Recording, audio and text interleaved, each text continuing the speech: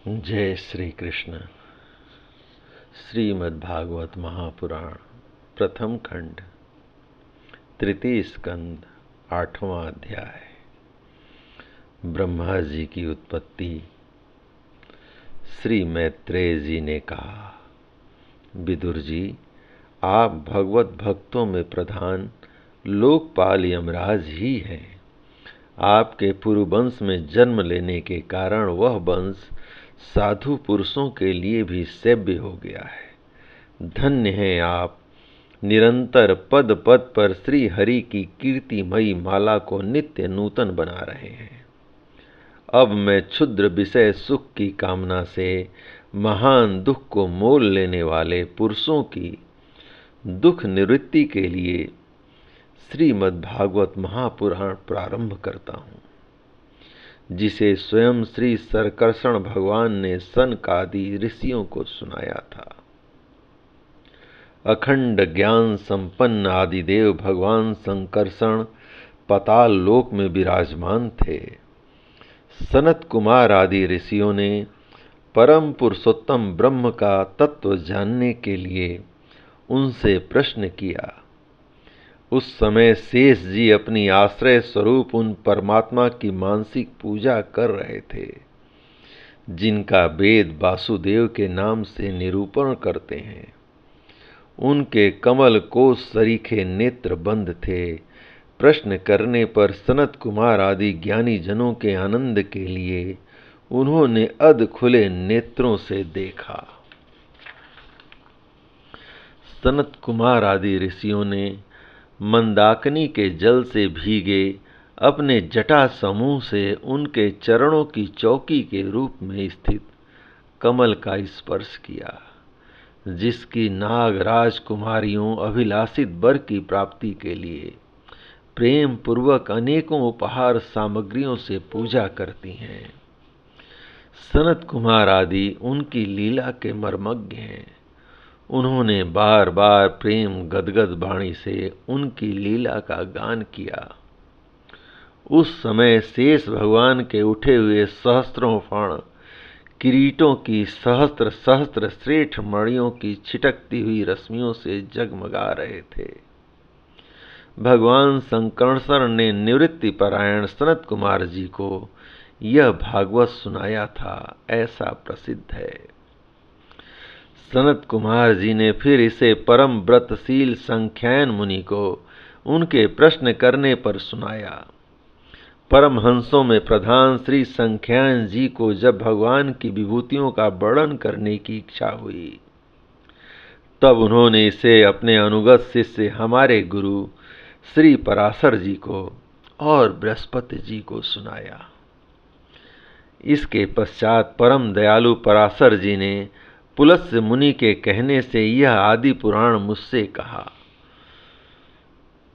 बस श्रद्धालु और सदा अनुगत देखकर अब वही पुराण मैं तुम्हें सुनाता हूँ। सृष्टि के पूर्व यह संपूर्ण विश्व जल में डूबा हुआ था। उस समय एकमात्र श्री नारायण देव शेष शैया पर पौढ़े हुए थे। वे अपनी ज्ञान शक्ति को अक्षुण्ण रखते हुए ही योग निद्रा का आश्रय ले अपने नेत्र मूंदे हुए थे। सृष्टि कर्म से अवकाश लेकर आत्म आनंद में मग्न थे। उनमें किसी भी क्रिया का उन्मेष नहीं था। जिस प्रकार अग्नि अपनी दाहिका आदि शक्तियों को छिपाए हुए काष्ठ में व्याप्त रहती है, उसी प्रकार श्री भगवान ने संपूर्ण प्राणियों के सूक्ष्म शरीरों को अपने शरीर में लीन करके अपने आधारभूत उस जल में शयन किया।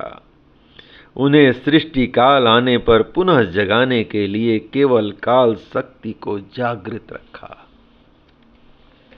इस प्रकार अपनी स्वरूप भूता चिच्छ शक्ति के साथ एक सहस्त्र चतुर्युग पर्यंत जल में शयन करने के अनंतर जब उन्हीं के द्वारा नियुक्त उनकी काल शक्ति ने उन्हें जीवों के कर्मों की प्रवृत्ति के लिए प्रेरित किया, तब उन्होंने अपने शरीर में लीन हुए अनंत लोक देखे। जिस समय भगवान की दृष्टि अपने में निहित लिंग शरीरादि सूक्ष्म तत्व पर पड़ी, तब वह कालाश्रित रजोगुण से क्षुभित होकर सृष्टि रचना के निमित्त उनके नाभि देश से बाहर निकला। कर्म शक्ति को जागृत करने वाले काल के द्वारा विष्णु भगवान की नाभि से प्रकट हुआ वह सूक्ष्म तत्व को कमल कोश के रूप में सहसा ऊपर उठा और उसने सूर्य के समान अपने तेज से उस अपार जल राशि को देदीप्यमान कर दिया। संपूर्ण गुणों को प्रकाशित करने वाले उस सर्वलोकमय कमल में वे विष्णु भगवान ही अंतर्यामी रूप से प्रविष्ट हो गए। तब उसमें से बिना पढ़ाए ही स्वयं संपूर्ण वेदों को जानने वाले साक्षात वेद मूर्ति श्री ब्रह्मा जी प्रकट हुए, जिन्हें लोग स्वयंभू कहते हैं। उस कमल की कणिका में बैठे हुए ब्रह्मा जी को जब कोई लोक दिखाई नहीं दिया, तब वे आंखें फाड़कर आकाश में चारों ओर गर्दन घुमाकर देखने लगे। इससे उनके चारों दिशाओं में चार मुख हो गए। उस समय प्रलयकालीन पवन के थपेड़ों से उछलती हुई जल की तरंग मालाओं के कारण उस जल राशि से ऊपर उठे हुए कमल पर विराजमान आदिदेव ब्रह्मा जी को अपना तथा उस लोक तत्व रूप कमल का कुछ भी रहस्य न जान पड़ा। वे सोचने लगे, इस कमल की कणिका पर बैठा हुआ मैं कौन हूँ? यह कमल भी बिना किसी अन्य आधार के जल में कहाँ से उत्पन्न हो गया? इसके नीचे अवश्य कोई ऐसी वस्तु होनी चाहिए जिसके आधार पर यह स्थित है। ऐसा सोचकर वे उस कमल की नाल के सूक्ष्म छिद्रों में होकर उस जल में घुसे, किंतु उस नाल के आधार को खोजते खोजते नाभि देश के समीप पहुंच जाने पर भी वे उसे पा न सके। जय श्री कृष्ण। विदुर जी उस अपार अंधकार में अपने उत्पत्ति स्थान को खोजते खोजते ब्रह्मा जी को बहुत काल बीत गया। वह काल ही भगवान का चक्र है जो प्राणियों को भयभीत करता हुआ उनकी आयु को क्षीण करता रहता है। अंत में विफल मनोरथ हो वे वहां से लौट आए और पुनः अपने आधारभूत कमल पर बैठकर धीरे धीरे प्राण वायु को जीतकर चित्त को निसंकल्प किया और समाधि में स्थित हो गए। इस प्रकार पुरुष की पूर्ण आयु के बराबर काल तक अर्थात दिव्य 100 वर्षों तक अच्छी तरह योगाभ्यास करने पर ब्रह्मा जी को ज्ञान प्राप्त हुआ। तब उन्होंने अपने उस अधिष्ठान को जिसे वे पहले खोजने पर भी नहीं देख पाए थे, अपने ही अंतःकरण में प्रकाशित होते देखा।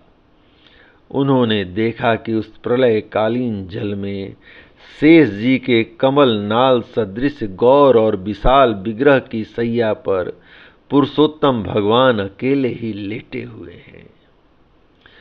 शेष जी के 10,000 फण छत्र के समान फैले हुए हैं। उनके मस्तकों पर किरीट शोभायमान है।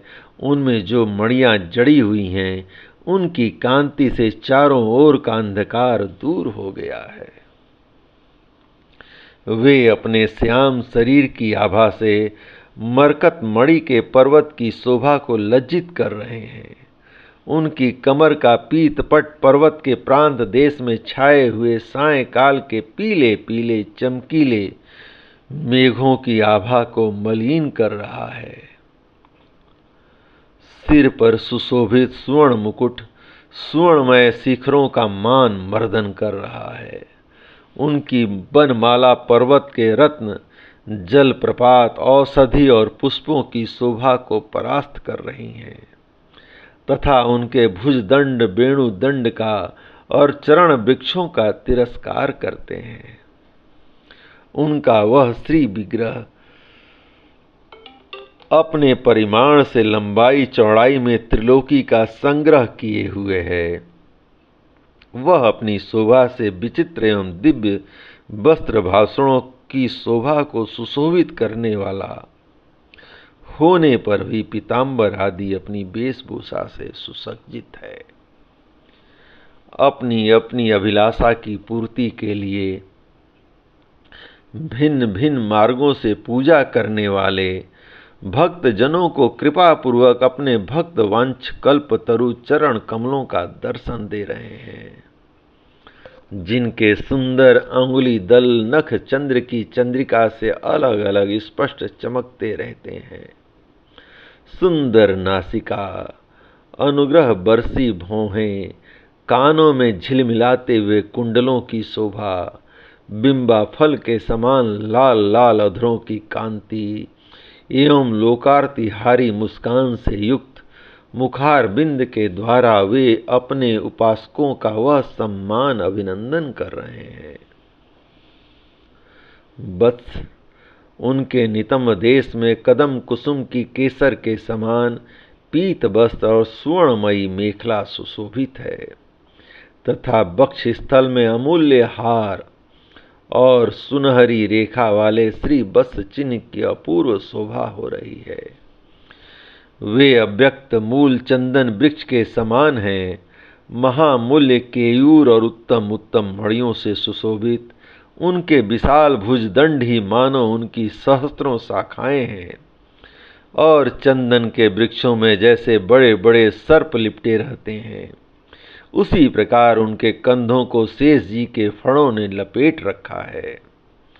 वे नागराज अनंत के बंधु श्री नारायण ऐसे जान पड़ते हैं मानो कोई जल से घिरे हुए पर्वत राज हों। पर्वत पर जैसे अनेकों जीव रहते हैं, उसी प्रकार वे संपूर्ण चराचर के आश्रय हैं। शेष जी के फणों पर जो सहस्त्रों मुकुट हैं, वे ही मानो उस पर्वत के स्वर्ण मंडित शिखर हैं तथा वक्ष स्थल में विराजमान कौस्तुभ मणि उसके गर्भ से प्रकट हुआ रत्न है। प्रभु के गले में वेद रूप भौरों से गुंजायमान अपनी कीर्तिमयी बनमाला विराज रही है। सूर्य, चंद्र, वायु और अग्नि आदि देवताओं की भी आप तक पहुँच नहीं है तथा त्रिभुवन में बेरोक टोक विचरण करने वाले सुदर्शन चक्र आदि आयुध भी प्रभु के आसपास ही घूमते रहते हैं। उनके लिए भी आप अत्यंत दुर्लभ हैं। तब विश्व रचना की इच्छा वाले लोक विधाता ब्रह्मा जी ने भगवान के नाभि सरोवर से प्रकट हुआ वह कमल जल, आकाश, वायु और अपना शरीर, केवल ये 5 ही पदार्थ देखे, इनके सिवा और कुछ उन्हें दिखाई नहीं दिया। रजोगुण से व्याप्त ब्रह्मा जी प्रजा की रचना करना चाहते थे। जब उन्होंने सृष्टि के कारण रूप केवल ये 5 ही पदार्थ देखे, तब लोक रचना के लिए उत्सुक होने के कारण वे अचिंत्य गति श्री हरि में चित्त लगाकर उन परम पूजनीय प्रभु की स्तुति करने लगे। जय श्री कृष्ण। इस प्रकार भगवान श्री कृष्ण की कृपा से श्रीमद् भागवत महापुराण प्रथम खंड तृतीय स्कंद का 8वां अध्याय पूर्ण हुआ। जय श्री कृष्ण।